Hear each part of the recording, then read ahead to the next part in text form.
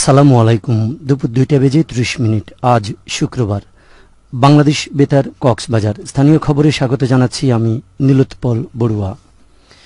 কক্সবাজার শহর ও রোহিঙ্গা ক্যাম্প এলাকায় বিশেষ অভিযানে গত 2 মাসে 556 জন মাদক ব্যবসায়ীকে আটক করেছে মাদক বিরোধী টাস্ক ফোর্স।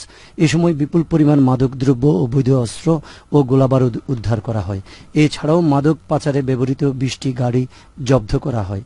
গতকাল কক্সবাজার সাংস্কৃতিক কেন্দ্রে টাস্ক ফোর্স আয়োজিত সামাজিক সচেতনতা ক্যাম্পেইন অনুষ্ঠানে এসব তথ্য জানানো হয়। আইন শৃঙ্খলা রক্ষাকারী বাহিনী, গোয়েন্দা সংস্থা ও স্থানীয় প্রশাসনের সমন্বয়ে পরিচালিত এই বিশেষ টাস্ক ফোর্সের নেতৃত্বে রয়েছেন বাংলাদেশ সেনাবাহিনীর 10 পদাতিক ডিভিশনের GOC major general Mohammad Asadullah Minhajul Alam. অনুষ্ঠানে প্রধান অতিথির বক্তব্যে তিনি মাদকের বিরুদ্ধে সবাইকে ঐক্যবদ্ধভাবে রুখে দাঁড়াতে এবং টাস্ক ফোর্সের সফলতার জন্য জনগণের সহযোগিতার আহ্বান জানান। উকিয়ায় রোহিঙ্গা ক্যাম্প পরিদর্শন করেছে ইউরোপিয়ান পার্লামেন্টের 17 সদস্যের প্রতিনিধি দল। গতকাল প্রতিনিধি দলের সদস্যরা কুতুপালং 4 নম্বর ক্যাম্পে সুরক্ষা ব্যবস্থা ও রোহিঙ্গাদের নিবন্ধন পদ্ধতি পর্যবেক্ষণ করেন। পরে তারা বর্ধিত 4 নম্বর ক্যাম্পের বিশ্ব খাদ্য সংস্থা WFP পরিচালিত খাদ্য বিতরণ কার্যক্রম ঘুরে দেখেন। এছাড়াও প্রতিনিধি দলটি রোহিঙ্গা স্বেচ্ছাসেবক ও কমিউনিটি নেতাদের সঙ্গে মতবিনিময় করেন। সেখান থেকে ফিরে প্রতিনিধি দলের সদস্যরা বিকেলে শরণার্থী ত্রাণ ও প্রত্যাবাসন কমিশনার মোহাম্মদ মিজানুর রহমানের সঙ্গে বৈঠকে মিলিত হন। মিয়ানমারের রাখাইনে সংঘাতের কারণে টেকনাফ স্থলবন্দর টানা 5 মাস ধরে বন্ধ রয়েছে। এতে বন্দরে আমদানি রপ্তানি শূন্যের কোটায় নেমে এসেছে। স্থলবন্দরের আমদানিকারক মোহাম্মদ এনামুল হক ও আব্দুল কাদের জানান, চলতি বছরের 13 এপ্রিল থেকে আমদানি রপ্তানি কার্যক্রম পুরোপুরি বন্ধ রয়েছে। এতে ব্যবসায়ীদের প্রায় $2,15,000 মার্কিন ডলারের ব্যাংক ড্রাফট মিয়ানমারে আটকা পড়েছে। স্থলবন্দরের সহকারী রাজস্ব কর্মকর্তা মোহাম্মদ সোহেল বলেন, আমদানি রপ্তানি বন্ধ থাকায় সরকারের প্রতি মাসে 120 থেকে 130 কোটি টাকার রাজস্ব হারাচ্ছে। এছাড়া কর্মহীন হয়ে পড়েছেন প্রায় 2000 শ্রমিক।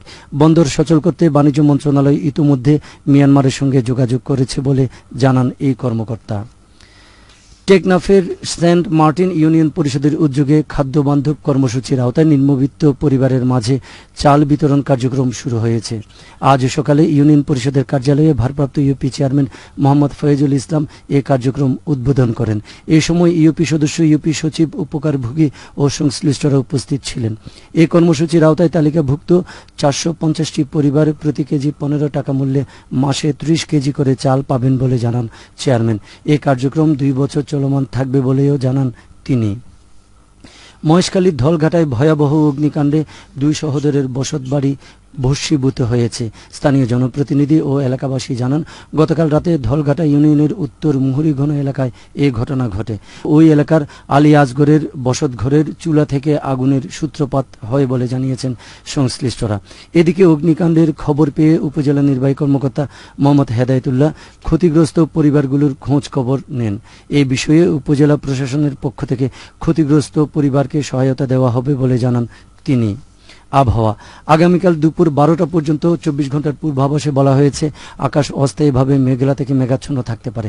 সেই সাথে কিছু কিছু জায়গায় অস্থায়ীভাবে দমকা হাওয়া সহ হালকা থেকে মাঝারি ধরনের বৃষ্টি অথবা বজ্রসহ বৃষ্টি হতে পারে। কক্সবাজার সমুদ্র বন্দরের জন্য কোনো সংকেত নেই। আগামী 24 ঘন্টায় দিন ও রাতের তাপমাত্রা প্রায় অপরিবর্তিত থাকতে পারে।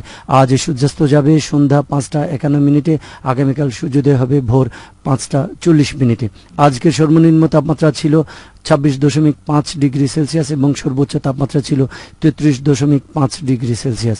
এখন জানিয়ে দিচ্ছি বাঁকখালী নদীর মোহনা সংলগ্ন এলাকার সামুদ্রিক জোয়ার ভাটার সময়সূচি। আজ জোয়ার শুরু হবে বিকেল 3টা 48 চলবে রাত 9টা 45 পর্যন্ত। ভাটা শুরু হবে রাত 9টা 45 চলবে রাত 3টা 58 পর্যন্ত।